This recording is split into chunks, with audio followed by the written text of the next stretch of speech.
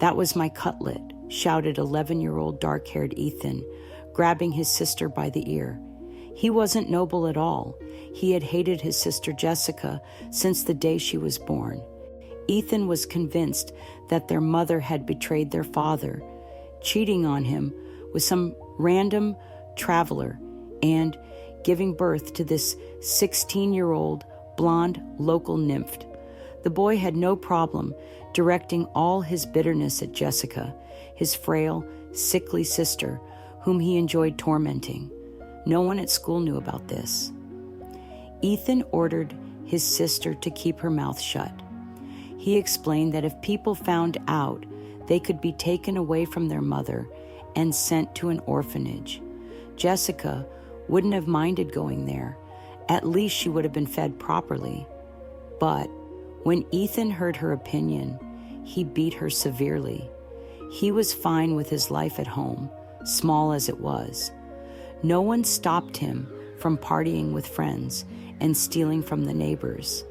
He threatened to strangle Jessica if she told anyone, and soon the girl feared her brother more than the authorities. She tried to do well in school, washed, ironed clothes, anything to avoid suspicion. Jessica's homeroom teacher, Mrs. Lillian Carter, had noticed that the girl was shy and scared, but since there were no obvious problems, she chose not to interfere. That day, after school, Jessica walked slowly through the city park. October had painted the trees with incredible colors, and the sun was still warm, but the girl didn't notice. She was hungry, and there was no food at home. She didn't want to go back. Better to delay the inevitable. Suddenly, she felt a strong blow to her head. It rang in her ears, and everything spun. She looked around in fear and saw her brother. Ethan was rubbing his hand with a smug grin. "Get home now. I want my room cleaned up. Tyler puked there last night," he barked. Jessica burst into tears. Her head ached, and the house stank from her brother's party. The last thing she wanted was to go there, let alone clean up. She crouched down, covering her head, expecting more blows. But instead, Ethan screamed, not at her, at something else. Jessica cautiously lifted her head and saw a man holding Ethan up by the scruff of his jacket. He shook the boy lightly, his grip firm but calm. Ethan flailed his arms and legs, unable to reach his captor. Then he started shouting insults at his sister and her mysterious defender. That was when the man frowned and gave Ethan a look so cold that the boy immediately went silent. He wriggled free, jumped back, and hissed, "You'll have to come home, freak. And when you do, you'll regret this." Jessica froze, her breath catching at the thought of what awaited her at home, and then she felt something warm. The large man gently pulled her into a hug, pressing her against his broad, solid chest. Jessica had never felt anything like it before, not even from her mother. The man led her to a bench, and they sat down. Finally, she tilted her head up to see her new friend. To her 11-year-old eyes, he seemed ancient. His hair was partly gray, as were his mustache and beard, but he had no deep wrinkles. Not that old, after all. But what truly struck her were his eyes, bright blue, incredibly kind, with long, curled lashes. Jessica remembered how Emma once borrowed strange metal curlers from a neighbor to make her lashes look like that for New Year's. She struggled with them all day, but it didn't work. And here was this man, with naturally perfect lashes, just like a fairy tale character. Jessica smiled. Of course, he had appeared like magic. He was going to be her protector, her own personal guardian. "What's your name?" she asked. "I'm Jessica," she whispered. "Jessica," he echoed just as quietly, pressing a hand to his chest. "Michael." You're Michael? That's amazing. Jessica and the bear, it's like a fairy tale. Jessica told Michael about her life, about Emma, the woman she and Ethan never called Mom, and about how Ethan blamed her for everything. Michael listened quietly, his gaze sad and understanding. Sometimes he would softly touch her hair or adjust her hood to shield her from the wind, but he said nothing. Then Jessica realized he was mute. Her eyes filled with tears, but she quickly wiped them away. Michael, I'll never leave you. You're my best friend now. I'll come back tomorrow, okay? You'll wait for me? Michael nodded eagerly. That evening, Jessica cleaned the house in silence. Ethan had planned to beat her, but something in her stopped him. In the end, he was satisfied that she obeyed. The next morning, Jessica woke up feeling almost happy. She thought only about her new friend. In the kitchen, Emma had left a bit of food and a half sack of potatoes, an unexpected luxury.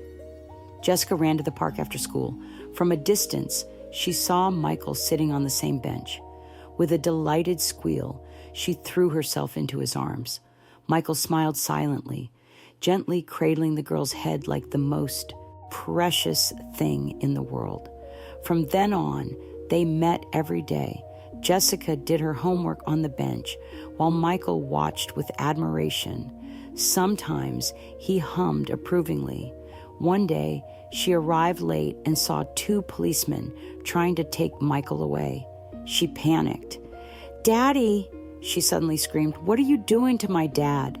He can't be stressed after a stroke. Are you crazy? Hurting a sick man? I'll call the police on you." The officers exchanged glances, hesitated, and let Michael go. The next day, it rained. Jessica found Michael sitting in his thin jacket, soaked and shivering. "Where do you live?" she asked. Michael hesitated, then led her to an old storage room at the edge of the park. Inside, there was only a pile of rags and a small table. Jessica was stunned. "Do you have papers? What do you eat?" Michael led her to a nearby apartment where a disheveled woman sneered at them.